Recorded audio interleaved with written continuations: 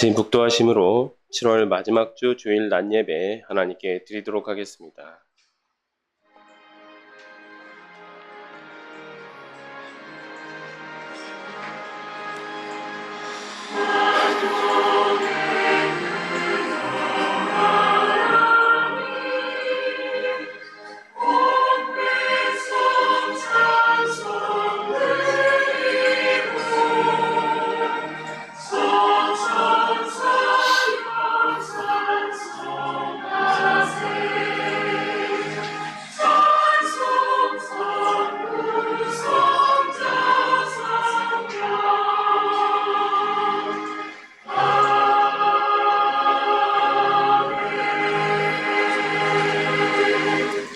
하나님은 영이시니 예배하는 자가 영과 진리로 예배할지니라. 아멘. 이 시간 다 같이 일어나셔서 12장 찬송하도록 하시겠습니다.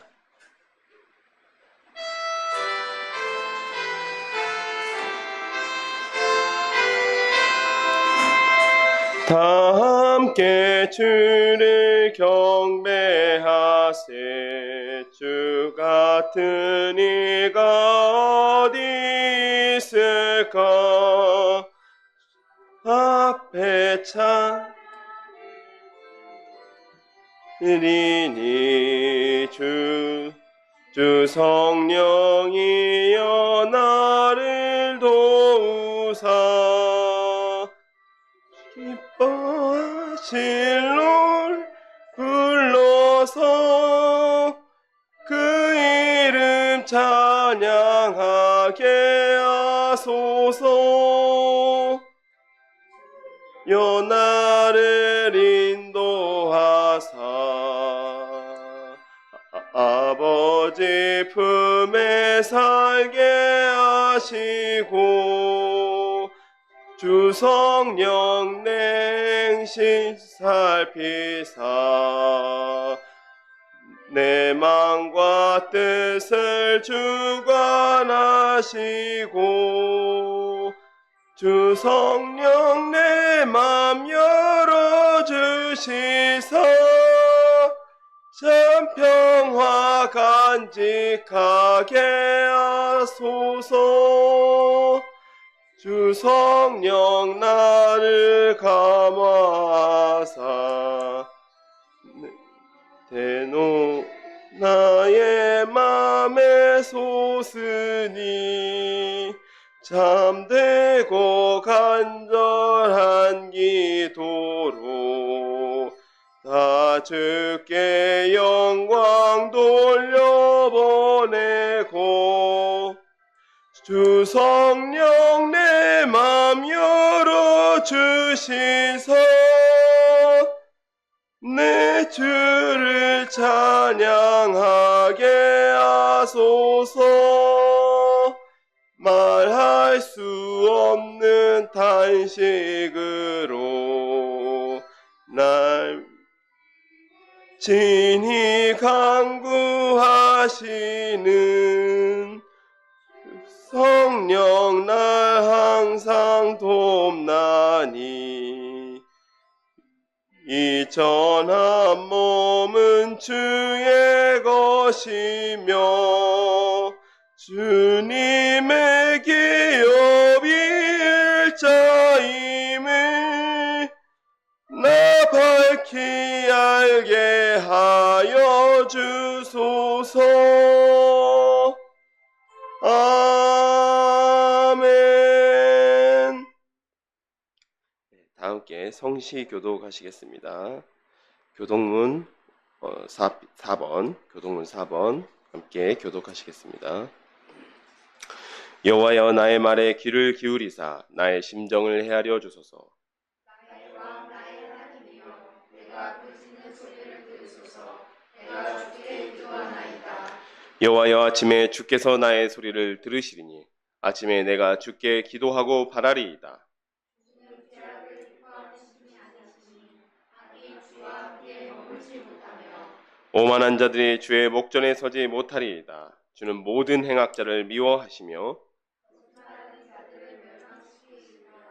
여호와께서는 피해 비길 즐기는 자와 쫓는 자를 싫어하시나이다. 오직 나는 주의 풍성한 사랑을 힘입어 주의 집에 들어가 주를 경외함으로 성전을 향하여 예배하리이다.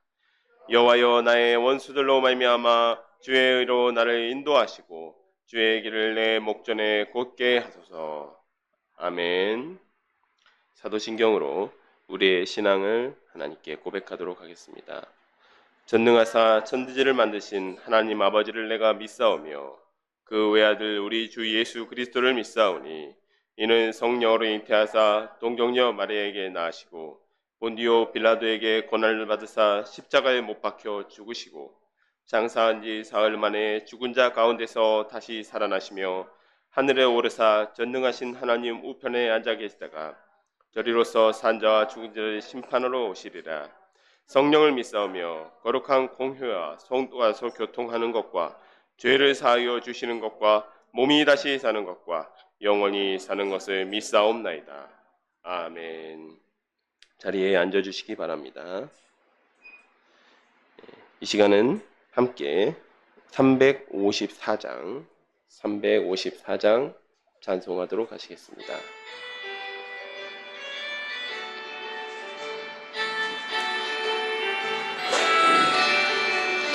주를 앙모하는 자 올라가 독수리같이 싸움 이기고 근심 걱정 벗은 올라가 독수리같이 앙모하는 자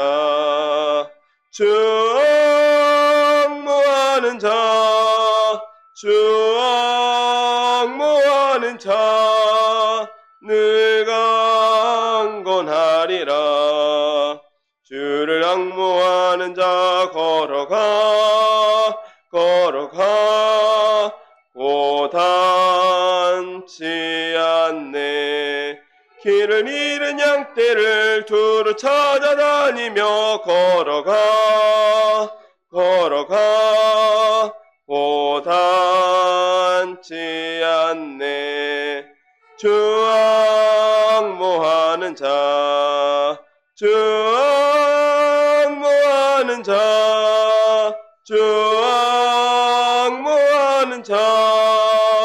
늘 강건하리라. 주를 앙모하는 자 달려가 비곤치 않네. 전성문을 향하여 면류관을 얻도록 달려가 비곤치 않네. 주 앙모하는 자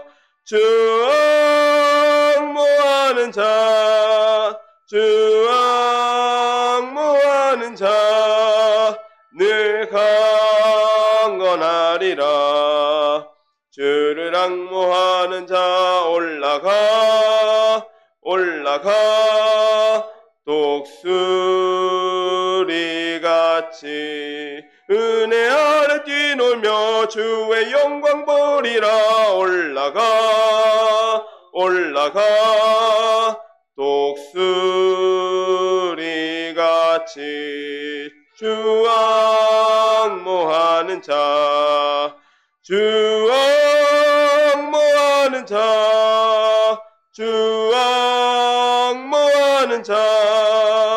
늘 강건하리라. 아멘. 이 시간은 우리를 대표해서 오미숙 권사님 나오셔서 기도 인도해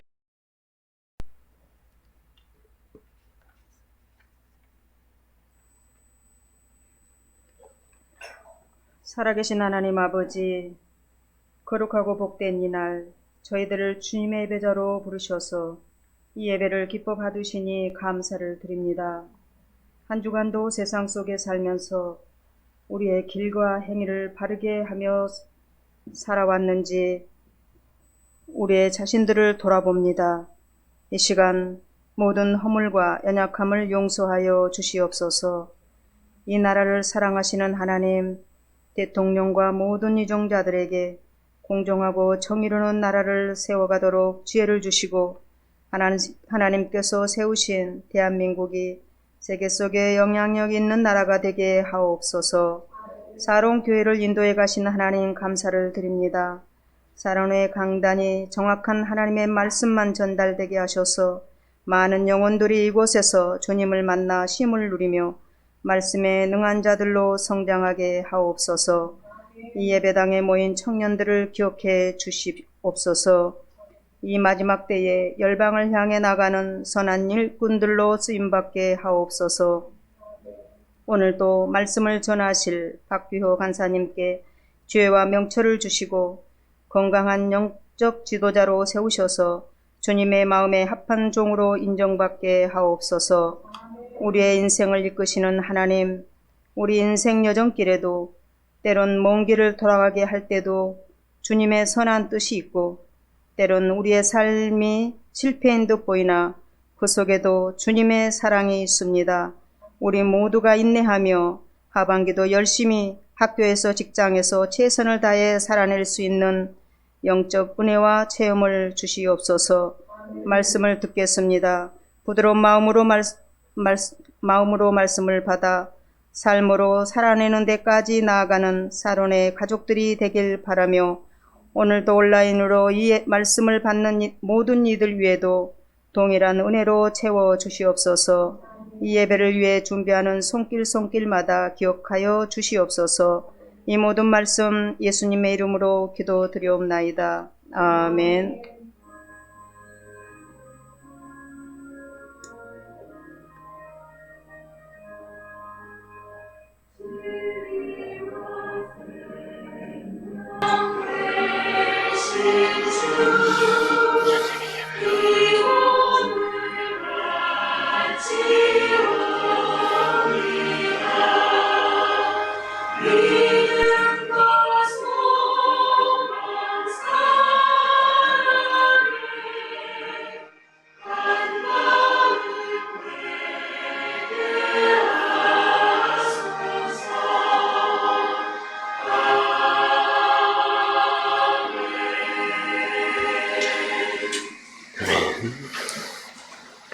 이 시간 우리에게 주신 하나님의 말씀은 이사야서 40장 27절부터 31절까지 말씀입니다.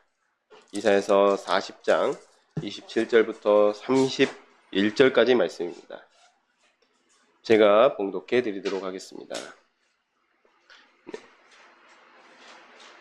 야곱아, 어찌하여 내가 말하며 이스라엘아, 내가 이르기를 내 길은 여호와께 숨겨졌으며 내 송사는 내 하나님에게서 벗어난다 하느냐? 너는 알지 못하였느냐? 듣지 못하였느냐? 영원하신 하나님 여호와 땅 끝까지 창조하신 이는 피곤하지 않으시며 곤비하지 않으시며 명철이 한이 없으시며 피곤한 자에게는 능력을 주시며 무능한 자에게는 힘을 더하시나니 소년이라도 피곤하고 곤비하며 장정이라도 넘어지며 쓰러지되 오직 여호와를 앙망하는 자는 새 힘을 얻으리니 독수리가 날개치며 올라간 같을 것이요 다른 박질하여도 곤비하지 아니하겠고 걸어가도 피곤하지 아니하리로다. 아멘. 예, 제가 기도하고 말씀을 나누도록 하겠습니다. 하나님 아버지 감사드립니다. 오늘도 무더운 날씨 가운데 주님을 예배하기 위하여 주님의 집에 나오게 하시니 감사드립니다. 주님 이곳 가운데 저희가 주님을 온전히 예배하며 또 주님의 말씀을 청종하여 또 한 주간 살아감에 있어서 주님의 말씀대로 살아갈 수 있는 힘과 능력을 더하여 주시기를 소원합니다. 예수님의 이름으로 기도드렸습니다. 아멘. 네. 저희가 이제 이사야서를 제가 언제부터 함께 말씀을 한번 살펴보았는지 우리가 공부를 했는지 보았더니 4월 셋째 주부터였습니다. 4월 셋째 주부터 오늘까지 이제 14주째 이사야서를 함께 공부하고 있습니다. 근데 이 이사야서는 여러 번 말씀드렸지만 크게는 두 부분 또는 사람에 따라서는 세 부분으로 나눌 수가 있습니다. 1장부터 35장까지는 우시야 시대부터 히스기야 시대까지 이 죄책, 그러니까 죄를 책망하고 또 그 죄에 대한 경고의 말씀이 주를 이루고 있다면 36장부터 39장까지 지난주까지 살펴봤던 말씀은 이 이사야서의 전반부와 후반부를 이어주는 말씀입니다. 그래서 그 이어주는 말씀을 전할 때에 아수르의 침공과 하나님께서 그 아수르로부터 구원하시는 그 역사적 사건을 다루고 있습니다. 이사야서의 전 후반부를 잇고 있기 때문에 그 지난주에 살펴본 마지막 내용이 바벨론에서 온 사자, 축하 사절이었죠. 그 사절을 통하여서 이스라엘이 바벨론에 결과적으로는 망하게 되고 포로로 잡혀갈 것을 예언하고 있습니다. 마지막으로 오늘 본문인 40장부터 66장까지는 포로 시대의 귀환과 이스라엘의 회복, 또 영원하신 왕으로 오실 예수님을 통하여서 이사야를 통한 그 예언을 완성하고 계십니다. 따라서 이 학자에 따라서는 40장부터 전반부와 후반부를 완전히 다른 내용이다라고 해서 이 40장 이후의 내용을 제2 이사야서다라고 하기도 합니다. 40장 1절부터 2절까지를 한번 살펴보겠습니다. 너희의 하나님이 이르시되 너희는 위로하라. 내 백성을 위로하라. 너희는 예루살렘의 마음이 닿도록 말하며 그것에 외치라. 그 노역의 때가 끝났고 그 죄악이 사함을 받았느니라. 그의 모든 죄로 말미암아 여호와의 손에서 벌을 배나 받았느니라 할지니라 하시니라. 하나님의 징계로 하나님의 징계로 바벨론의 포로로 잡혀간 이스라엘의 백성에 대한 하나님의 진노가 풀린 모습입니다. 그래서 40장의 시작이 너희는 위로하라로 시작되고 있습니다. 또한 포로된 이스라엘을 분명하게 내 백성이라고 이야기하고 있죠. 이게 히브리어로는 암미입니다. 그런데 우리 이사야 선지자 당시에 이제 북왕국에서 활동했던 이 호세아 선지자, 호세아서 1장 9절에서는 하나님께서는 이스라엘을 내 백성이 아니다 해서 로암미라고 이야기하고 있습니다. 그러니까 이 내용은 무엇입니까? 내 백성이 아니다 라고 그때 당시에 북왕국에 선언하셨는데 이제는 하나님의 화가 많이 누그러지시고 많이 풀리셨기 때문에 이제는 너희는 내 백성이다 라고 이야기하고 계시는 거죠. 그래서 2절에 노역의 때가 끝났다. 죄악이 사함을 받았다. 여호와의 손에서 벌을 배나 받았다라는 구절에서 이스라엘이 포로 생활 중에 충분히 징계를 받았고 또 하나님의 진노는 이미 풀리셨음을 말씀하고 있습니다. 3절입니다. 외치는 자의 소리여 이르되 너희는 광야에서 여호와의 길을 예비하라. 사막에서 우리 하나님의 대로를 평탄하게 하라. 골짜기마다 도두어지며 산마다 언덕마다 낮아지며 고르지 아니한 곳이 평탄하게 되며 험한 곳이 평지가 될 것이요 여호와의 영광이 나타나고 모든 육체가 그것을 함께 보리라. 이는 여호와의 입이 말씀하셨느니라. 1절에서 너희는 위로하라에 이어서 너희는 여호와의 길을 예비하라라는 메시지가 선포됩니다. 이는 이스라엘을 회복시키시는 하나님의 그 임재를 예비하라는 말씀입니다. 그러니까 이스라엘 다시 내 백성이라고 말씀하셨다는 것은 하나님께서 다시 이스라엘 다스리시며 이스라엘의 왕이 되시겠다라는 말씀이시죠. 그렇기 때문에 그 하나님의 임재를 예비하라는 말씀입니다. 이사야 시대에는 1차적으로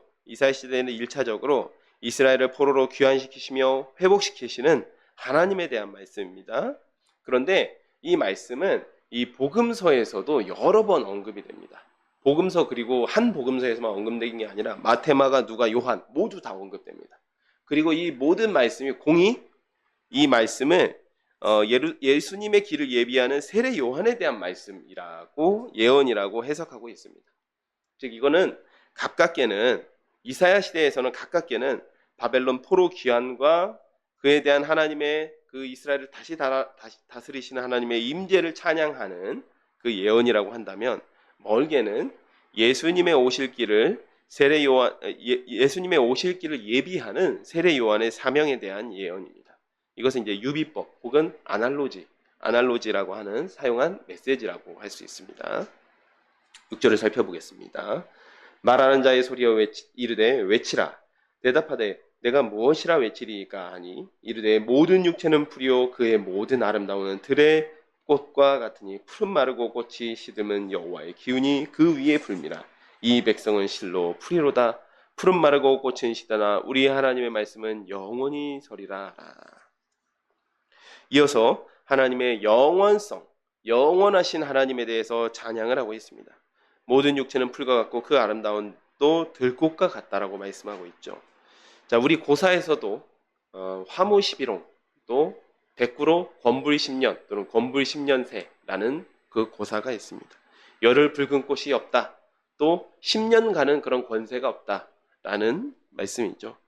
사람이 아무리 제 스스로 대단하고 또 아름답다라고 스스로 그렇게 외치고 다닐지 몰라도 영원하신 하나님의 관점에서는 하룻밤만에 시드는 풀에 불과하다라고 이야기하시는 겁니다. 그래서 7절에 여호와의 기운이라고 번역한 이 기운은 히브리어로는 루아흐입니다. 루아흐는 영이라고도 번역되지만 이제 바람, 주로 이제 바람을 이야기하죠. 그런데 이것은 어떤 이미지를 생각하시면 되냐면 이제 우리가 지도를 보면 이스라엘의 동쪽에는 요르단이 있고 또 그 동쪽으로 가면 그 아라비아 사막이 있습니다. 즉 이스라엘에서 동풍이 분다라고 하는 것은 이스라엘에서 바람이 분다라고 하는 것은 이제 서쪽에서 부는 바람은 지중해에서 부는 이제 습기가 있는 다습한 바람이라면 동쪽에서 부는 바람은 고온 건조한 바람입니다. 그래서 동쪽에서 바람이 불면 풀이 마르게 되는 거죠. 풀이 시들고 마르는 것입니다. 즉 이스라엘 동쪽 미디안 광야에서 부는 고온 건조한 바람이 불면 순식간에 이 푸릇푸릇했던 풀들이 시드는 것처럼 이스라엘 백성조차도 순식간에 사라지는 존재에 불과하다. 그리고 그와 대조적으로 그와 반대로 8절에 오직 여호와의 말씀만 영원히 서는 말씀입니다. 영원한 것입니다. 자, 그리고 이어서 9절입니다. 아름다운 소식을 시온에 전하는 자여 너는 높은 산에 오르라. 아름다운 소식을 예루살렘에 전하는 자여 너는 힘써 소리를 높이라. 두려워하지 말고 소리를 높여 유다 성읍들에게 이르기를 너희의 하나님을 보라 하라. 보라 주와 여호와께서 장차 강한 자로 임하실 것이요 친히 그의 팔로 다스릴 것이라. 보라 상급이 그에게 있고 보응이 그의 앞에 있으며 그는 목자같이 양떼를 먹이시며 어린 양을 그 팔로 모아 품에 안으시며 젖 먹이는 암컷들을 온순히 인도하시리로다. 예, 기쁜 소식을 전하라고 지금 말씀하고 계시죠. 자, 9절의 아름다운 소식은 10절에서 11절 다시 하나님께서 이스라엘을 다스리신다라고 하는 소식입니다. 그런데 이 소식을 이 성경을 번역하는 사람들이 이 소식을 얼마나 아름다운 것이라고 여겼는지 이 헬라어 역본이라고 했어요. 70인역. 그러니까 구약 성경의 헬라어 역본인 70인역에서는 이 아름다운 소식을 우리가 잘 아는 이 복음, 유앙겔리온이라고 번역하였습니다. 예. 그래서 유앙겔리온은 여러분도 잘 알다시피 복음을 의미하는 말, 또 승리의 소식, 기쁨의 소식 이런 말인데 이제 10절에서 다윗의 왕조였지만 사실 선한 왕도 있었고 악한 왕도 있었던 그런 인간의 왕이 다스리는 나라가 아니라 하나님께서 친히 다스리는 나라, 그 나라가 회복된다라는 것이죠. 그래서 11절에 또 인간의 왕들처럼 군림하고 억압하는 왕이 아니라 착취하는 왕이 아니라 목자가 양떼를 먹이며 인도하듯이 온순하게 다스리시며 인도하시는 그 왕으로 오시는 하나님에 대해서 말씀하고 찬양하고 있습니다. 자, 이제는 이스라엘을 포로로 귀환시키며 다시 그 통치하시는 하나님에 대해서 찬양하고 있는데 그 하나님을 어떠한 방식으로 찬양하느냐? 그 하나님의 우월성, 유일성을 가지고 찬양합니다. 그래서 누가 여호와 같으냐? 누가 여호와처럼 이러한 일을 행하겠는가? 누가 하나님과 같겠는가? 하는 방식으로 12절부터 그 비교할 수 없는 어떠한 존재 또 그 우상과도 비교할 수 없는 하나님에 대해서 찬양하고 있습니다. 12절입니다. 누가 손바닥으로 바닷물을 헤아렸으며 뼘으로 하나를 쟀으며 땅의 티끌을 되담아 보았으며 접시 저울로 산들을 막대 저울로 언덕들을 달아 보았으랴. 누가 여호와의 영을 지도하였으며 그의 모사가 되어 그를 가르쳤으랴. 그러지 않았다라는 것이죠. 예. 하나님을 누구도 하나님께 이렇게 조언을 하거나 하나님께 그 지혜를 더하여 준 사람이 없었다라는 것입니다. 하나님께서 홀로 완전하시고 홀로 지혜로우시기 때문에 그런 존재라는 것입니다. 그가 누구와 더불어 의논하셨으며 누가 그를 교훈하였으며 그에게 정의의 길로 가르쳤으며 지식을 가르쳤으며 통달에 돌을 보여주었느냐. 보라 그에게는 열방의 통이 한 방울 물과 같고 저울의 작은 티끌 같으며 섬돌은 떠오르는 먼지 같으리니 레바논은 이 레바논 울창한 숲으로 유명하죠. 울창한 숲으로 유명하고 백향목이 유명한 나라입니다. 그 레바논은 땔감에도 부족하겠고 그 짐승들은 번제에도 부족할 것이다. 하나님의 영광을 찬미하는데 레바논의 모든 숲과 또 모든 동물을 가져드려도 그 제사를 드린다 하여도 하나님의 영광을 찬미하는 데에는 부족하다라는 말씀입니다. 그의 앞에는 모든 열방이 아무것도 아니라 그는 그들을 없는 것 같이 빈 것 같이 여기시는이니라. 창조주 하나님의 유일성에 대해서 이야기하고 있습니다. 12절은 누구도 측량하지 못하고 짐작하지도 못할 일들을 행하시고 알고 계시는 하나님. 창조하셨기 때문에 그 손으로 모든 것들을 지으셨기 때문에 알고 계시는 것이죠. 12절부터 14절은 누구에게도 지혜를 빌릴 수도 없는 유일하시며 절대적인 그 지혜를 찬양하고 있습니다.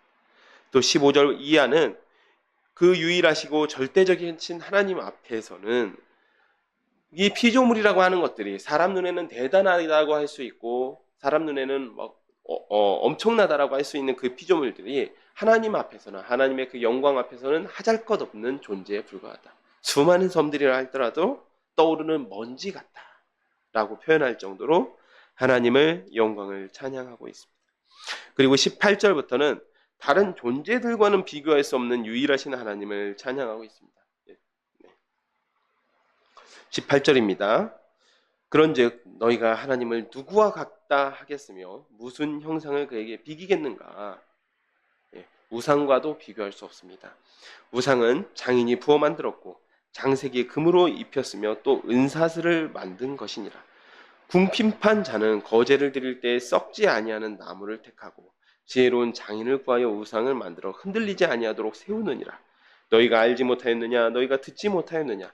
태초부터 너에게 전하지 아니하였느냐? 땅의 기초가 창조될 때부터 너희가 깨닫지 못하였느냐? 그는 땅 위에 궁창에 앉으시나니 땅에 사는 사람들은 메뚜기 같으니라. 그가 하늘을 차이같이 펴셨으며 거주할 천막같이 치셨고 귀인들을 패하시며 세상의 사사들을 헛되게 하시나니 그들을 겨우 심기고 겨우 뿌려졌으며 그 줄기가 겨우 땅에 뿌리를 박자 곧 하나님이 입김을 부시니 그들이 말라 회오리 바람에 불려가는 촉에 같도다. 19절에 이제 우상은 장인이 부어 만들어갖고 금으로 입혀 만들었다. 즉 부유한 자는 금과 은으로 우상을 만들어서 치장합니다. 또 20절에 가난한 자는 나무로 우상을 만들고 그 앞에서 절하고 복을 비는 모습입니다. 또 그 우상들이 흔들려 쓰러질까봐 세우기 위해서 흔들리지 않도록 세우느니라. 이 말씀은 흔들려 쓰러질까봐 세우기 위해서 고정하고 있다라는 말씀이에요. 그런 모습을 이야기하고 있는데 그러나 하나님께서는 그런 우상들과 아무것도 할 수 없는 우상들, 사람이 자기 손으로 만든 그 우상들과는 다르게 반대되게 비교할 수도 없이 땅에 기초를 놓으시고 그리고 궁창 위에 앉으시고 하늘의 차일이 뭐죠? 그늘막이죠. 하늘을 그 그늘막을 치시듯이 펴셨다라고 말씀하고 있습니다. 그래서 여기에서 결과적으로 이 선지자가 하고자 하는 말은 그 어떤 우상이 그 어떤 신이 하나님과 같겠는가라는 말을 하고 있는 것이죠. 또한 하나님은 사람과도 비교할 수 없습니다. 23절 귀인, 사사, 이 권력자들이죠. 세상의 권세를 잡은 자들이라 할지라도 헛되게 하시며 이러한 권세를 잡은 자라 할지라도 하나님께서 입김 한 번에 회오리 바람에 날려가는 그런 초계와 같이 여기셨다라는 것입니다. 이제 정말 하나님께서 하고 싶은 말씀입니다. 하나님께서 이게 괜히 이제 자랑하시고 싶으셔서 자신의 영광과 위엄을 선지자 입을 통하여서 자랑하는 것이 아닙니다. 이제 정말 하시고 싶은 말씀은 27절 이하의 말씀이에요.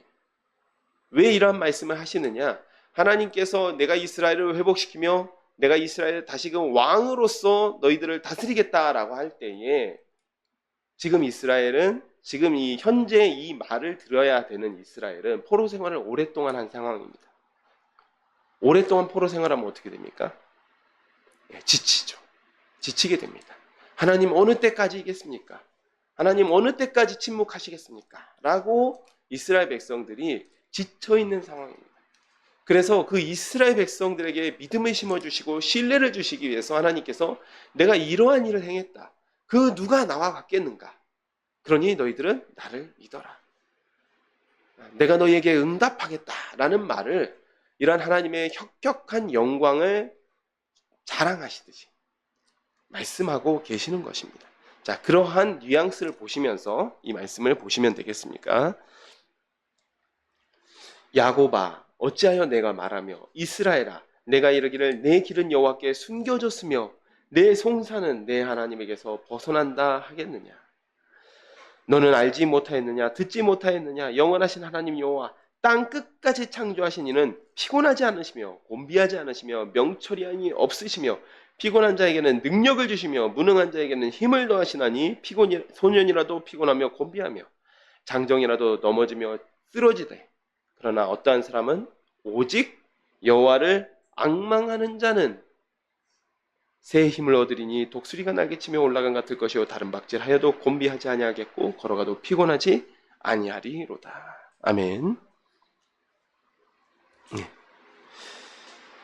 그래서 하나님께서는 이렇게까지 자신의 유일하시며 절대적인 존재와 능력에 대해서 선포하시는데 여전히 포로 생활 중인 이스라엘은 하나님 앞에서 한탄하고 있는 것입니다.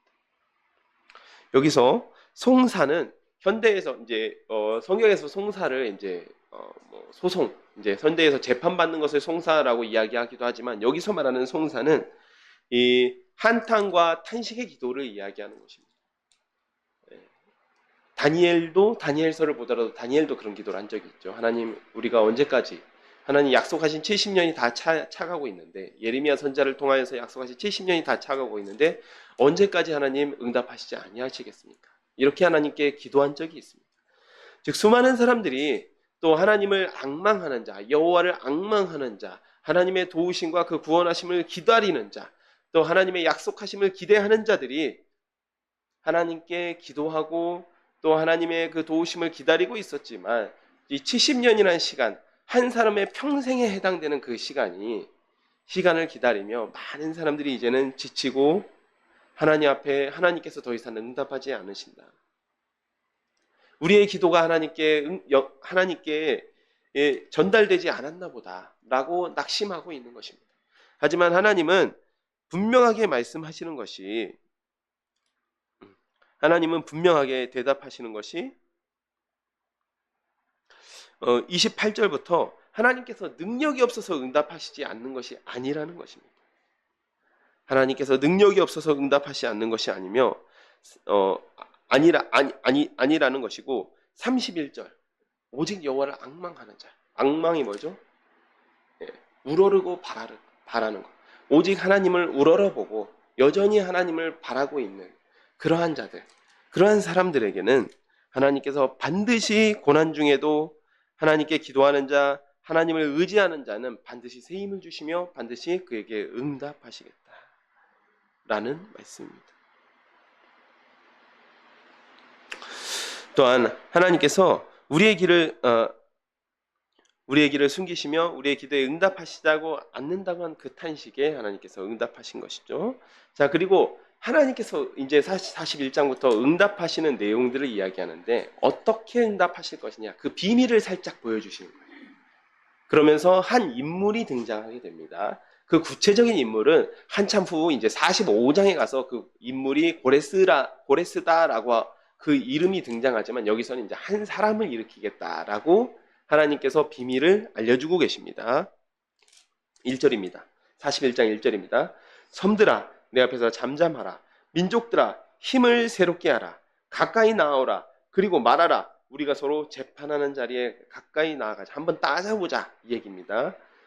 여기서 보면 힘을 새롭게 하라. 이거는 뭔가 이렇게 격려하는 말씀 같은데 사실 그러한 말씀이라기보다는 섬들아 민족들아 너희들 한번 정신 똑바로 차려라. 그리고 나와서 한번 시비를 한번 가려보자. 이 이야기입니다. 누가 동방에서 사람을 일깨워 여기서 말하는 사람이 고레스죠. 공의로 그를 불러 자기 발 앞에 이르게 하였느냐. 열국을 그의 앞에 넘겨주며 그가 왕들을 다스리게 하되 그들이 그의 칼에 티끌같게 그의 활에 불리는 촉에 같게 하며 그가 그들을 쫓아가서 그의 발로 가보지 못한 길을 안전히 지났나니 이 일을 누가 행하였느냐 누가 이루었느냐 누가 처음부터 만대를 불러내었느냐 나 여호와라 처음에도 나요 나중에 있을 자에게도 내가 곧 그니라. 1절에 섬들아 민족들아는 열방에 대해서 선포하시는 말씀입니다. 2절에서 동방에서 한 사람을 일깨워서 부르시겠다. 이스라엘의 동쪽에 있는 엘람이죠. 엘람이 지금의 페르시아 이란 지역입니다. 그가 누구이죠? 고레스입니다. 이스라엘 백성의 바벨론 70년 포로 생활을 끝내준 페르시아의 고레스 왕입니다. 하나님께서 고레스 왕을 세우시면서 그가 다른 왕들, 그러니까 섬들아 민족들아 여기에 해당되는 그 이방의 왕들을 다스리며 또 3절에는 발로 가보지 못한 길을 안전히 지난다라고 이야기하고 있는데 이 말씀은 페르시아 제국이 세워질 때 파죽지세로 주변에 있는 나라들을 점령하였습니다. 그러한 역사를 이야기하기도 하면서 그 중심에 있는 의미는 바로 바벨론 제국의 수도, 단 한 번도 침략당하지 않고 무너지지 않았던 바벨론 제국의 수도가 바벨론이죠. 그 바벨론을 무너뜨린 것을 이야기합니다.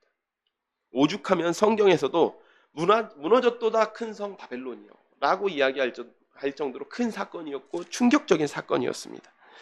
다니엘서의 기록과 또 역사에 따르면 BC 539년 이스라엘 처음 포로로 잡혀간 게 609년이었죠. 그러니까 정확하게 70년이 흐른 후 난공불락의 요새였던 바벨론 성이 고레스 왕과 또 페르시아 군이 전투 한번 치러보지 않고 무혈 입성합니다. 다니엘서의 그 구체적인 정황, 그 상황이 기록되어 있죠. 벨사살 왕이라고는 기록되어 있지만 제가 한번 말씀드렸던 것 같은데 그때 당시에 세자라고 할 수 있는 인물입니다. 벨사살은 세자였습니다. 왕이 자기 아버지 부왕이 이제 출정을 하니까 세자가 국정을 다스리죠. 세자가 국정을 다스리는데 이제 그때 당시에 막 연애를 벌이고 있었습니다. 페르시아군이 지금 바벨론 도성을 포위하고 있는데 난공불락의 요새였기 때문에 뭐 제깟 것들이 어떻게 하겠어 하면서 이 방심하는 마음으로 연애를 벌이다가 어떠한 짓을 하죠? 여호와의 성전에서 가져왔던 금은 기명을 가지고 그 잔에다 술을 마시고 향락에 취해 있었던 것입니다. 바로 그때 페르시아 군이 일거에 들이쳐서 그 수구를 무너뜨리고 수구를 통하여서 일거에 들이쳐서 벨사살 왕과 그때 당시에 있었던 귀족들이 죽임을 당하였습니다. 그렇게 페르시아군은 그 바벨론 성에 무혈 입성하였습니다. 이 역사에 기록된 영웅이었던 그 고레스라는 인물이 4절에 우연히 등장한 게 아니라는 것이죠. 하나님의 철저한 계획, 하나님의 그 세밀하시면서 절대로 어긋나지 않는 그 계획 가운데서 하나님께서 예비하시고 불러내신 인물이라는 것입니다. 그 인물을 통하여서 하나님께서 이스라엘 백성, 그 고레스라는 도구를 통하여서 이스라엘 백성을 구원하시겠다라고 비밀을 말씀해 주시는 것입니다. 역사에 고레스가 등장하자 1절에 섬들과 민족들로 대변된 이방 민족들도 두려워 떨기 시작합니다. 4절, 5절 이하의 내용입니다. 섬들이 모여 보고 두려워하며 땅 끝이 무서워 떨며 함께 모여와서 각기 이웃을 도우며 그 형제에게 이르기를 너는 힘을 내라 하고 목공은 금장색을 격려하며 망치로 고르게 하는 자는 매질꾼을 격려하며 이르되 땜질이 잘 된다 하니 그가 못을 단단히 박아 우상을 흔들리지 아니하게 하는도다. 이거는 일종의 어떤 장면을 묘사하고 있는 것인데요. 고레스의 등장에 이방 민족의 반응이라는 것이 모여서 대책을 세우거나 전쟁을 준비하는 것이 아닙니다. 어떤 것이냐면 고레스를 대적하는 것은 이미 포기하고 6절부터 7절 내용은 그저 자기 우상들을 만들어 놓고 우상들을 꾸며 놓고 금으로 꾸미고 고레스의 공격에서 벗어나도록 비는 모습, 고레스의 군대로부터 구원하도록 비는 모습을 표현한 겁니다. 고레스와 이 페르시아 군대가 얼마나 무섭고 엄청난 것이었으면 대적하기를 거의 포기한 모습이죠. 그저 우상에게 보는 것, 자기 민족의 신에게 구하는 것밖에 없다라고 해서 그 신들에게 구하고 있는 모습입니다. 8절 이하의 말씀을 한마디로 요약하자면 고레스라는 인물이 준비되었으니 두려워하지 말라는 내용입니다. 네. 그러나 나의 종 너 이스라엘아, 내가 택한 야곱아, 나의 벗 아브라함의 자손아, 내가 땅 끝에서부터 너를 붙들며 땅 모퉁이에서부터 너를 부르고 내게 이르기를 너는 나의 종이라, 내가 너를 택하고 싫어하여 버리지 아니하였다 하였도다. 두려워하지 말라, 내가 너와 함께함이라. 놀라지 말라, 나는 내 하나님의 이름이라. 내가 너를 굳세게 하리라. 참으로 너를 도와주리라. 참으로 나의 의로운 오른손으로 너를 붙들리라. 이 성경에서는 호칭이 중요할 때가 굉장히 많습니다. 고레스가 준비되었다는 응답을 하시며 이스라엘을 부르실 때 호칭이 나의 종 너 이스라엘, 내가 택한 야곱, 또 나의 벗 아브라함의 자손. 여기서 나의 벗이라는 표현이 여기서 이제 처음 등장하는 표현이죠. 그리고 이 표현은 또한 이 원어적인 표현으로 보자면 나의 사랑하는 자, 나의 사랑하는 자 아브라함의 자손이라고 해석될 수도 있습니다. 하나님의 지극한 사랑과 관심을 이 호칭 가운데 표현하고 있습니다. 네. 하나님의 애정이 담긴 호칭과 구원의 응답입니다.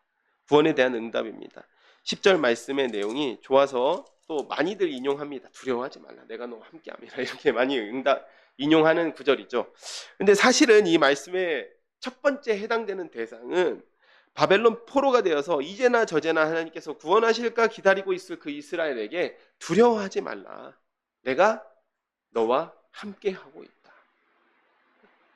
바벨론 포로도 이스라엘 포로된 그 이스라엘 민족아, 너희의 인생이, 너희의 민족이 그대로 끝날까, 바벨론 포로로서 끝날까 두려워하지 말아라 라는 말씀입니다. 11절입니다. 보라, 내게 노하던 자들이 수치와 욕을 당할 것이요 너와 다투던 자들이 아무것도 아닌 것 같이 될 것이며 멸망할 것이라. 내가 찾아도 너와 싸우던 자들을 만나지 못할 것이요 너를 치는 자들은 아무것도 아닌 것 같고 허무한 것 같이 되리니 이는 나 여호와 너의 하나님이 내 오른손을 붙들고 내게 이르기를 두려워하지 말라, 내가 너를 도우리라 할 것임이니라. 이스라엘에게 수치와 욕을 당하게 된 자, 이스라엘의 다툰 자, 바벨론을 포함한 이스라엘의 대적들은 이미 하나님의 손에서 끝났다. 그러니 두려워하지 말라.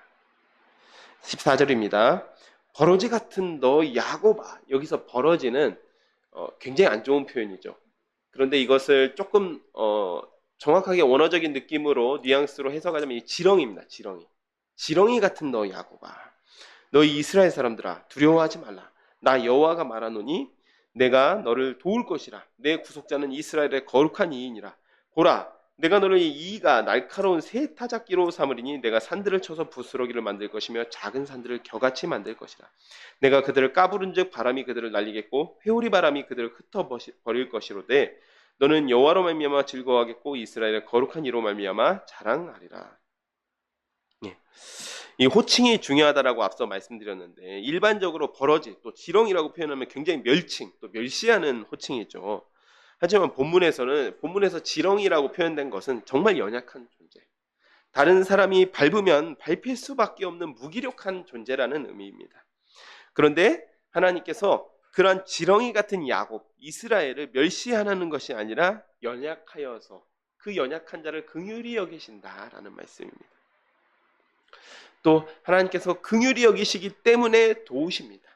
15절 이하는 하나님께서 도우시고 또 회복시키실 것이기 때문에 이제는 이스라엘이 새 타작기가 되어서 그 대적들에게 보복하게 되겠다라는 내용입니다. 17절입니다. 가련하고 가난한 자가 물을 구하되 물이 없어서 갈증으로 그들의 혀가 마를 때에 나 여호와가 그들에게 응답하겠고 나 이스라엘의 하나님이 그들을 버리지 아니할 것이라. 내가 헐벗은 산에 강을 내며 골짜기 가운데 샘이 나게 하며 광야가 못이 되게 하며 마른 땅이 샘 근원이 되게 할 것이며 내가 광야에는 백향목과 시띠나무와 화석류와 들감람나무를 심고 사막에는 잣나무와 소나무와 황양목을 함께 두리니 무리가 보고 여호와의 손이 지으신 바요 이스라엘의 거룩하신 이가 이것을 창조하신 바인 줄 알며 함께 헤아리며 깨달으리라. 갈급한 자에게 응답하신 하나님. 아까는 이스라엘이 내 길은 여호와께 숨겨졌으며 내 송사는 내 하나님에게 벗어난다라고 지금 한탄하고 있는데 사실 그 한탄이 잘못된 것이거나 너무 섣부린 것은 아닙니다. 하나님이 보시기에도 너무너무 갈급하여서 이스라엘의 그 갈급함이 물을 구하되 물이 없어서 갈증을 그 혀가 타들어가는 자 같다. 혀가 이미 말라가지고 침도 없이 혀가 말라서 쩍쩍 달라붙는 그런 이스라엘에게 응답하겠다. 버리지 않겠다라는 말씀을 하시는 것입니다. 70년이라는 기간 동안 바벨론에서 포로로 간절히 하나님을 찾는 그때 또 하나님께서 응답하시지 않는다고 탄식할 때 바로 그때 응답하십니다. 목이 마른 후에나 완전하게 목이 마른 후에 18절 헐벗은 산에 강을 내고 광야가 못이 되게 하십니다. 우리의 상상을 초월하는 방법으로 응답하신다라는 내용입니다. 그래서 여기 보면 광야의 백향목, 백향목은 레바논 같이 수풀이 울창하고 조건이 돼야 이게 자라는 곳인데 광야의 백향목이 심어지고 시띠나무, 화석류, 들감람나무, 또 사막의 잣나무, 소나무, 황양목, 즉 식물이 자랄 수 없는 환경 가운데 하나님께서 샘을 내고 또 그 가운데 물을 주시기 때문에 그 가운데 그런 나무들이 자라게 될 것이란 말씀. 우리의 상상을 초월할 정도로 그러한 방법으로 하나님께서 응답하시고 역사하신다라는 내용입니다. 자, 21절부터는 이제 하나님께서 이건 어떠한 장면을 떠올리시면 되냐면 하나님께서 그 우상들 앞에서 열심히 나왔던 그 우상들에게 증거를 요구하십니다. 증거를 요구하신다는 것은 그 우상들을 조롱하고 계시는 거예요. 너희들이 정말 힘이 있으면 한번 해봐라 하고 조롱하고 계시는 겁니다. 자, 5절부터 7절까지 이방이 고레스를 대비하여서 우상을 만들고 우상에게 의지하는 모습들, 또 그 앞에서도 또 그런 장면들이 나왔었죠. 그런데 이제는 하나님께서 우상들에게 능력을 보이라고 요구하십니다. 한번 살펴보겠습니다. 나 여호와가 말하노니 너희 우상들은 소송하라. 야곱의 왕이 말하노니 너희는 확실한 증거를 보이라. 그 증거라는 것이 장차 당할 일을 우리에게 진술하라. 니들이 그렇게 능력이 있으면 한번 앞에 일어날 일, 어떠한 일이 일어날지 한번 이야기해봐라. 또 이전 일이 어떠한 것도 알게 하라. 우리가 마음에 두고 그 결말을 알아버리라. 또 앞으로 올 일을 듣게 하며 뒤에 올 일을 알게 하라. 그리하면 너희가 신들인 줄 우리가 알지 않겠냐. 신이면 이 정도는 해야 되는 거 아니냐. 하나님께서는 지금 말씀하고 계셨죠. 그리고 고레스란 인물을 준비시켰다는 것까지도 말씀하고 계시죠. 그러니까 너희들이 진짜 신이면 한번 이야기해봐라. 이것은 사실 이스라엘 백성이 바벨론에서 포로 생활 가운데 깨달은 내용과 동일합니다. 바벨론에서 포로 생활하면서 하나님 외에는 신이 없다. 참신은 하나님 한 분뿐이시다. 라고 하는 것들을 깨달았죠. 그런 것들을 이스라엘 백성이 알게 되었습니다. 하나님께서 동일한 말씀을 우상들에게 하고 계시는 겁니다. 너희가 진짜 신이면 한번 해보아라. 증거를 한번 내놓아 봐라. 또 복을 내리든지 재난을 내리든지 하라. 우리가 함께 보고 놀라리라. 보라, 너희는 아무것도 아니며 너희 일은 허망하며 너희를 택한 자는 가증하니라. 그 우상들과 우상 숭배자들을 심판할 인물이 등장합니다. 25절입니다. 내가 한 사람을 일으켜 북방에서 오게 하며 내 이름을 부르는 자를 해 돋는 곳에서 오게 하였나니 그가 이르러 고관들을 석회같이 토기장이가 진흙을 밟은 같이 하리니 누가 처음부터 이 일을 알게 하여 우리가 알았냐? 누가 이전부터 알게 하여 우리가 옳다고 말하게 하였느냐? 알게 하는 자도 없고 들려주는 자도 없고 너희 말을 듣는 자도 없도다. 내가 비로소 시온에게 너희는 이제 그들을 보라 하였노라. 내가 기쁜 소식을 전할 자를 예루살렘에게 주리라. 내가 본즉 한 사람도 없으며 내가 물어도 그들 가운데 한 말도 대답할 조언자가 없도다. 보라, 그들은 다 헛되며 그들의 행사는 허무하며 그들이 부어 만든 우상은 바람이요 공허한 것뿐이니라. 25절 한 사람을 일으켜 북방에서 오게 한다. 고레스를 뜻합니다. 북방은 이스라엘 북쪽에는 레바논이 있고 시리아가 있죠. 근데 더 북쪽으로 올라가면 메디아가 있습니다. 북방은 메디아입니다. 해 돋는 곳은 동쪽에서 해가 돋죠. 엘람, 페르시아를 뜻합니다. 성경에서는 메데 페르시아 연합군이 바벨론을 무너뜨렸습니다. 바벨론을 무너뜨리고 고레스 왕이 고레스 칙령을 반포함으로써 이스라엘이 포로에서 돌아오게 됩니다.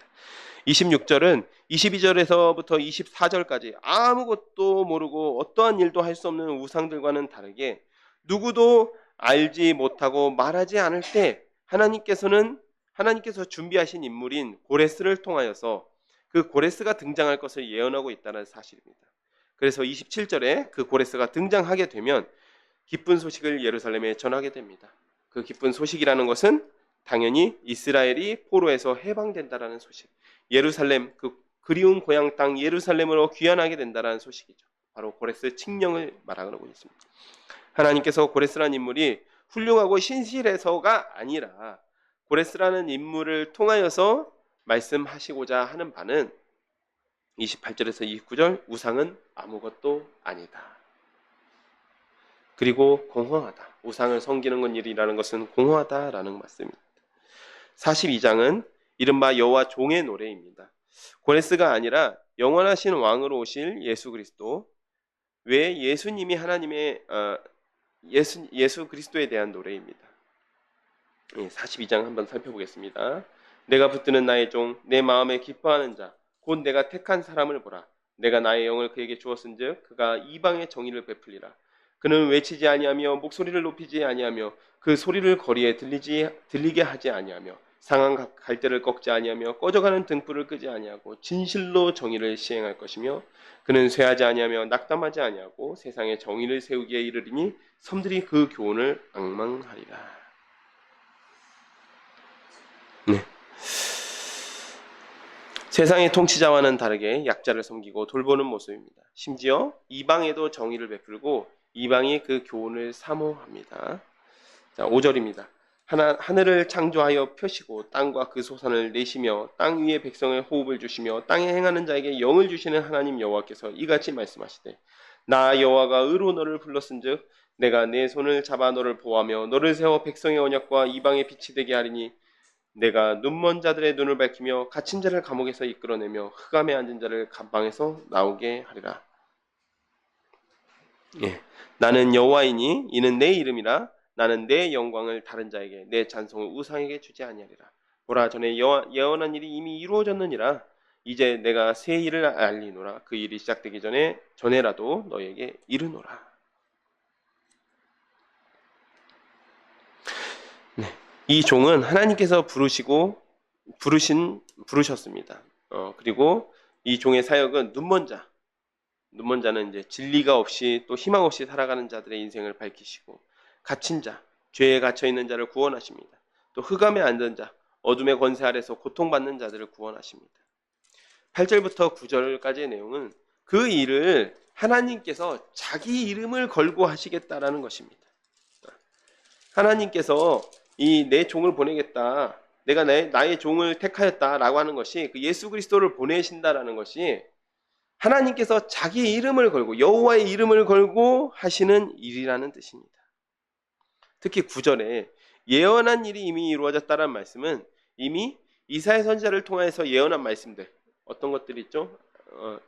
처음에는 북이스라엘과 아람의 연합군으로부터 구원해 주겠다. 아하스 왕에게 전했던 말씀이죠. 그것들이 성취되었습니다. 또 아수르의 사네립 왕이 침공해 왔을 때 그 사네립 왕의 손에서 구원해 주겠다. 그 말씀도 이미 이루어졌습니다. 즉 예언한 말씀들이 이미 성취되었기 때문에 이 일 역시도 하나님께서 자기 이름을 걸고 반드시 성취하겠다라는 말씀입니다. 이토록 하나님께서 자기 이름을 걸고 행하실 일들에 대한 찬양을 하고 있습니다. 항해하는 자들과 바다 가운데의 만물과 섬들과 거기에 사는 사람들아 여호와께 새 노래로 노래하며 땅끝에서부터 찬송하라. 여기 이제 바다에 사는 사람들이죠. 바다에 사는 사람들아 여호와를 찬송하라. 광야와 거기에 있는 성읍들과 게달 사람이 사는 마을들은 소리를 높이라. 셀라의 주민들은 노래하며 산꼭대기에서 즐거이 부르라. 즉 게달은 이스마엘의 둘째 아들이고 유목민족입니다. 또 그리고 셀라는 바위라는 뜻인데 에돔 족속을 이야기합니다. 셀라의 주민들은 셰일산에서 살았던 에돔 족속을 이야기합니다. 산꼭대기에서 즐거이 부르라. 여호와께 영광을 돌리며 섬들 중에서 그의 찬송을 전할지어다. 여호와께서 용사같이 나가시며 전사같이 분발하여 외쳐 부르시며 그 대적을 크게 치시리로다. 내가 오랫동안 조용하여 하나님께서 말씀하시는 내용입니다. 내가 오랫동안 조용하며 잠잠하고 참았으나 내가 해산하는 여인같이 부르짖으리니 숨이 차서 심히 헐떡일 것이라. 이제 구원이 막 임박했다는 것입니다. 하나님께도 내가 산들과 언덕들을 황폐하게 하며 그 모든 초목들을 마르게 하며 강들이 섬이 되게 하며 못들을 마르게 할 것이며 내가 맹인들을 그들이 알지 못하는 길로 이끌며 그들이 알지 못하는 지름길로 인도하며 암흑이 그 앞에서 광명이 되게 하며 구분대를 곱게 할 것이라. 내가 이 일을 행하며 그들을 버리지 아니하리니 조각한 우상을 의지하여 부어 만든 우상을 향하여 너희는 우리 신이라 하는 자는 물리침을 받아 크게 수치를 당하리라. 14절에도 14절 말씀은 이스라엘에게도 하나님의 구원을 기다리는 시간이 긴 시간이었지만 하나님께서도 그 시간을 간절히 기다리고 계셨다라는 뜻입니다. 마치 해산하는 여인, 해산하는 여인이 그 해산하는 시간을 기다렸듯이. 물론 하나님은 뭐 하루를 천년처럼 천년 하루처럼 여기시는 영원하신 하나님이시지만 하나님께도 그 사랑하는 백성에게 응답하시는 시간은 하나님께서도 간절히 기다리고 계시는 시간입니다.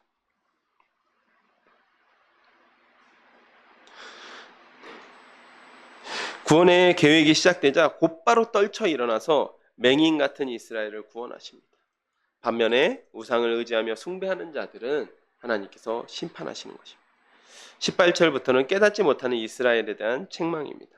너희 못 듣는 자들아 들으라. 너희 맹인들아 밝히보라. 맹인이 누구냐? 내 종이 아느냐? 누가 내게 보내는 내 사자같이 못 듣겠느냐? 누가 내게 충성된 자같이 맹인이겠느냐? 누가 여호와의 종같이 맹인이겠느냐? 내가 많은 것을 볼지라도 유의하지 아니하며 귀가 열려 있을지라도 듣지 아니하는도다. 여호와께서 그의 의로 말미암아 기쁨으로 교훈을 크게 하여 존귀하게 하려 하였으나 이 백성이 도둑맞으며 탈취를 당하며 다 굴 속에서 잡히며 옥에 갇히도다.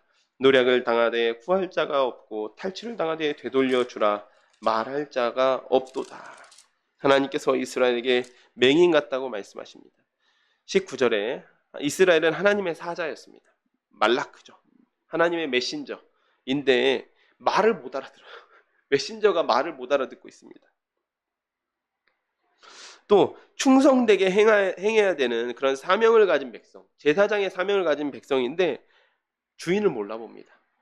주인이 무슨 뜻을 가졌는지 알지 못해요. 또 20절 이하의 말씀은 하나님께서 아무리 그 자기 백성을 율법을 통해서 교훈하려고 또 가르치려고 노력했지만 이스라엘은 귀를 기울이지 않고 듣지 않았다가 결과적으로 그 모든 교훈을 다 도둑맞아 버렸다라는 뜻입니다. 예수님께서도 씨 뿌리는 비유를 들 때 길가에 뿌려진 씨는 어떻게 된다 했습니까?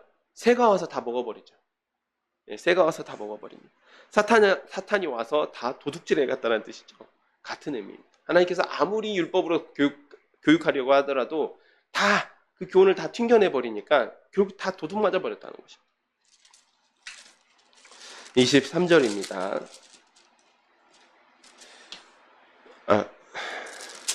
네, 23절입니다. 너희 중에 누가 이 일에 귀를 기울이겠느냐? 누가 뒤에 올 일을 삼가 듣겠느냐? 야곱이 탈취를 당하게 하신 자가 누구냐? 이스라엘을 약탈자들에게 넘기신 이가 누구냐? 여호와가 아니시냐? 우리가 그에게 범죄하였도다. 그들이 그의 길로 다니기를 원하지 아니하며 그의 교훈을 순종하지 아니하였도다. 그러므로 여호와께서 맹렬한 진노와 전쟁의 위력을 이스라엘에게 쏟아 부으심에 그 사방에서 불타오르나 깨닫지 못하며 몸이 타나 마음에 두지 아니하는도다. 아멘. 이스라엘이 하나님의 말씀에 귀를 기울이지 않자 결국은 그 주인이신 여호와 하나님께서 그 백성을 이방의 약탈자들에게 넘기셨습니다. 그런데도 25절 하나님께서 이스라엘을 징계하시려고 전쟁을 일으키셨어요. 그래서 그 전쟁의 불길이 사방을 둘러싸고 있습니다. 심지어 자기의 몸이 불타고 있는 와중에도 여전히 깨닫지 못한다는 말씀입니다. 얼마나 무지하고 어리석으며 사방이 불타다 못해서 자기 몸이 불타고 있는데도 자기 몸이 불타는지도 깨닫지 못하겠습니다. 이것이 바로 이스라엘 백성의 어리석음이었습니다. 이사야서를 보면 이사야서 6장 9절 말씀에 이런 말씀이 있었습니다. 보기는 부어도 알지 못한다. 그러니까 이 백성의 모습을 하나님께서 지금 꼬집고 계시는 것이죠. 사랑하는 샤론의 가족 여러분, 오늘 본문에서는 하나님께서 이스라엘의 회복, 또 포로에서부터 내가 너를 돌이키겠다라는 말씀을 하고 계십니다. 70년이나 바벨론에서 포로 생활을 하던 이스라엘이 너무너무 지쳐서 이제는 하나님께서 응답하지 않으시나 보다 낙심할 때 하나님께서는 고레스라는 인물을 준비하셨고 그 인물을 통하여서 구원하실 것을 약속하십니다. 그리고 이 일은 절대 우연의 산물이 아니었습니다. 하나님의 정교하신 계획 속에서 이루어지는 역사인 것입니다. 하나님께서 응답하시기까지의 시간은 이스라엘에게도 하나님께도 인내의 시간입니다. 저 같은 경우도 때때로 하나님께 기도하며 느끼는 감정이지만 하나님 왜 이렇게까지 갈급할 때까지 정말 최후의 최후까지 응답하시지 않을까라고 하는 생각을 할 때가 있습니다. 사실 저도 완전한 답, 정말 정확한 답은 잘 모르겠습니다.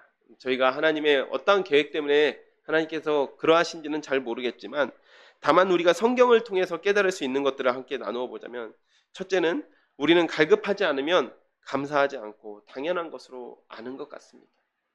또 두 번째는 갈급함을 느껴보지 못하면 당연하게 여기는 것에서 더 나아가서 자기가 잘해서 그런 줄 압니다. 자기가 잘나서.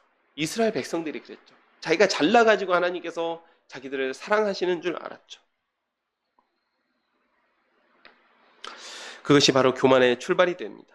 또 마지막으로는 갈급하게 기도하는 과정 가운데 하나님과의 교제가 이루어진다는 사실입니다. 하나님께서 그 사랑하는 자들에게 왜 바로 응답하시길 원하시지 않겠습니까? 그러나 그렇게 하시면 우리의 성정이 더 이상 기도할 필요를 느끼지 못할 것입니다. 하나님과 교제할 필요를 느끼지 못할 것입니다. 그렇기 때문에 하나님께서는 우리가 갈급하게 기도하는 그 과정조차도 우리와 교제를 위한 시간, 우리와 함께하는 시간으로 사용하시는 것 같습니다. 사랑하는 샤론의 가족 여러분, 여러분의 기도 가운데 여전히 답답하고 또 응답받지 못하는 것 같은 기도가 있습니까? 정말 아멘으로 화답하시기는 힘드시겠지만 오직 여호와를 앙망하는 자들에게는 반드시 응답하시는 하나님을 찬양하며 또 아멘으로 기도하기를 축복하며 제가 기도하고 말씀을 맺도록 하겠습니다. 하나님 아버지 참으로 감사드립니다. 오늘 이사야서 말씀을 통하여서 하나님께서 이스라엘 백성이 70년이라는 그 포로 생활을 통하여서 너무나도 지치고 너무나도 한탄하며 하나님께서 더 이상 우리에게 응답하시지 않는 것 같다라고 말씀하실 때 하나님께서는 고레스를 통하여서 내가 너희를 구원하겠다라고 말씀하십니다. 하나님께서는 그 이스라엘 백성에게 믿음을 주시기 위해서 하나님의 격격한 영광과 유일하신 그 존재를 마음껏 말씀하고 계십니다. 주님, 우리도 이스라엘 백성처럼 기도할 때 즉각적으로 하나님께서 응답하시지 않는 것 같을 때 낙심이 되며 또한 실망할 때가 많습니다. 주님, 그러나 이제는 즉각 응답하시지 않는 것 같으실지라도 응답이 지체되는 것 같을지라도 하나님과 함께하는 그 시간, 하나님께 기도하는 그 시간을 소중히 여기게 하여 주시고 하나님과 함께 하시는 하나님, 응답하시는 하나님을 기대하며 주님 앞에 나아가는 우리 모든 샤론의 가족이 되게 하여 주옵소서. 감사드리오며 예수님의 이름으로 기도하였습니다. 아멘. 네. 이 시간은 찬송 300장 함께 부르시면서 준비하신 예물을 하나님께 드리도록 하겠습니다.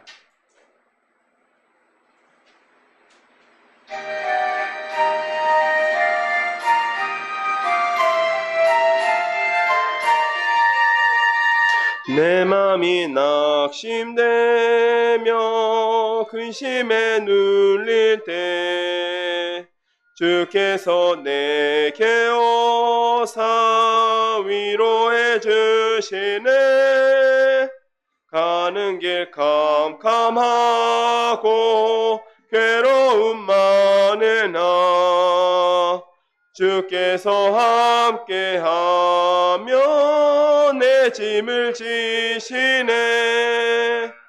은혜가 내게 족하네. 그 은혜가 족하네. 괴로운 세상 지날 때 그 은혜 족하네. 이 사라지고 친구 날 버릴 때 주에게 속삭이며 새 희망 주시네. 싸움이 맹렬하여 두려워 떨 때에 승리의 왕이 되신 주 음성 들리네. 그네가 내게 족하네. 그네가 족하네. 이 괴로운 세상 지날 때 그네가 족하네. 번민이 가득 차고 눈물이 흐를 때 주 나의 곁에 오사 위로해 주시네. 환난이 닥쳐와서 어려움 당할 때 주님의 능력이 원수를 이기네. 그네가 내게 족하네. 그네가 족하네. 이 괴로운 세상 지날 때 그네가 족하네. 아멘. 예, 드려진 헌금을 위해서 제가 기도하겠습니다. 하나님 아버지에게 감사드립니다. 주님 앞에 저희가 나아올 수 있게 하심을 감사드리며 또 저희의 모든 기도에 응답하심을 감사드립니다. 주님, 저희가 주님 앞에 나오면서 적은 물질이지만 주님 앞에 기쁨으로 가져왔습니다. 주님, 이 물질, 드려진 물질들 하나님께서 축복하여 주시고 이 물질이 사용되는 곳마다 주님의 나라가 확장되며 주님의 이름만 높아지게 하여 주옵소서. 예수님의 이름으로 기도드렸습니다. 아멘. 예. 네, 오늘은 특별한 광고는 없습니다. 특별한 광고는 없고, 그다음에 뒷부분에 교회 기도 제목이 있으니까 교회 기도 제목 한 번씩 보시고 기도하실 때 교회를 위해서 이 기도 제목으로 함께 기도해 주시면 감사하겠습니다. 함께 3장 일어나서 3장 찬송하시고 주기도문으로 예배를 마치도록 하겠습니다.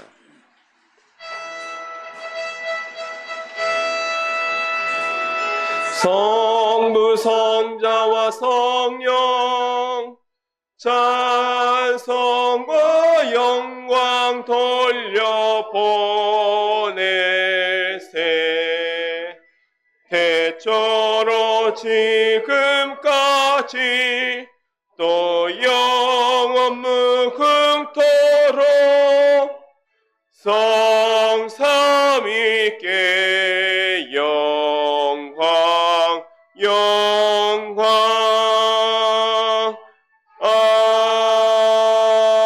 아멘. 하늘에 계신 우리 아버지, 이름이 거룩히 여김을 받으시오며 나라가 임하시며 뜻이 하늘에서 이루어진 것 같이 땅에서도 이루어지이다.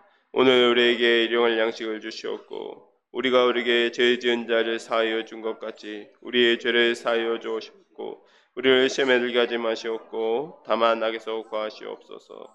대개 나라와 권세와 영광이 아버지께 영원히 있사옵나이다. 아멘.